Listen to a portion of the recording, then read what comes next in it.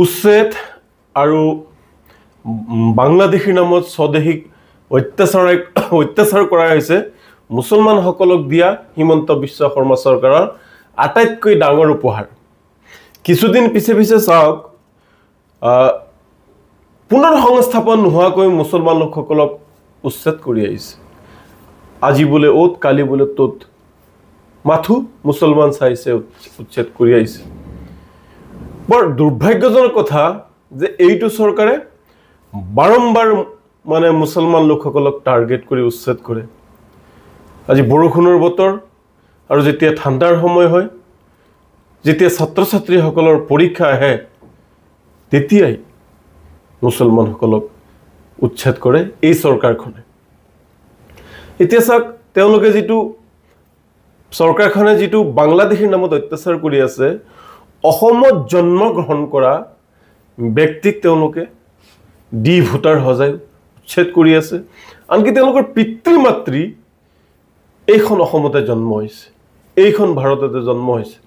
কিন্তু চৰকাৰখনে এক সাম্প্ৰদায়িক দৃষ্টিভংগীৰে তেওঁলোকে মাথো মুছলমানসকলক টাৰ্গেট কৰি লয় আসলতে এই টাৰ্গেট কৰি লোৱাৰ এটা কাৰণ আছে কিছুমান লোকে এই বিষয়টোক ভাল পায় মুছলমানসকলক টাৰ্গেট কৰি উচ্ছেদ কৰাটোক একাংশ লোকে ভাল পায় আৰু সেই ভাল পোৱা শ্ৰেণীটোক হিমন্ত বিশ্ব শৰ্মায়ো ভাল পায় যাৰ কাৰণে আমাক মাহিয়াৰ চকুৰে চাই তেওঁলোকক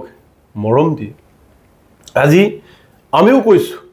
যে 1971 চনৰ 25 মাৰ্চৰ পিছত অহা প্ৰতিজন বিদেশীক বহিষ্কাৰ কৰক কিন্তু বিদেশীৰ নামত ইয়াতো মুছলমানসকলক টাৰ্গেট কৰা হৈছে আৰু কাৰোবাক যেন সুৰক্ষা দিয়াৰ এটা চেষ্টা চলোৱা হৈছে আজি অভিজিৎ শৰ্মা ডাঙৰীয়াই এই বিষয়টো সম্পূৰ্ণৰূপে ফাদিল কৰাৰ কাৰণে আসাম পাব্লিক অৰ্কছৰ অভিজিৎ শৰ্মা ডাঙৰীয়াক আমি ধন্যবাদ জ্ঞাপন কৰিছো আমিও কৈ আছো যে হিন্দুৱে হোক মুছলমানে হোক ইয়াৰ পৰা বহিষ্কাৰ হ'ব লাগে অকল মুছলমান মানেই বাংলাদেশী নহয় এইটো এতিয়া এটা এই চৰকাৰখনে এইটো দেখাব বিচাৰিছে যে অকল মুছলমান মানে বাংলাদেশী নহয় অসমত প্ৰকৃত মুছলমানসকলৰ ওপৰত যাতে অত্যাচাৰ কৰা নহয় আৰু যিসকল লোকক ইতিমধ্যে